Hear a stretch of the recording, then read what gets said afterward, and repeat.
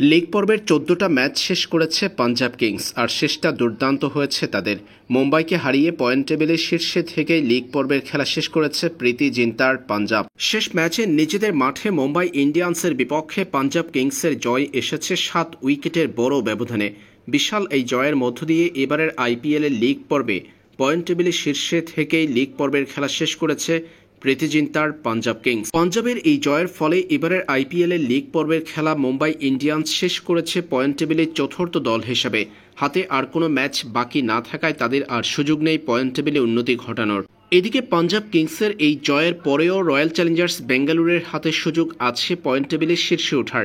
সেই ক্ষেত্রে শেষ ম্যাচে লখনৌ সুপার জায়ান্টকে বড় ব্যবধানে হারাতে হবে রয়্যাল চ্যালেঞ্জার্স বেঙ্গালুরুর। তবেই পাঞ্জাব কিংসকে টপকে পয়েন্ট টেবিলের শীর্ষে যেতে পারবে তারা। তবে নেট রান রেটে পাঞ্জাব কিংস অনেক এগিয়ে থাকায় বেঙ্গালুরুকে শীর্ষে যেতে হলে জিততে হবে বড় ব্যবধানে।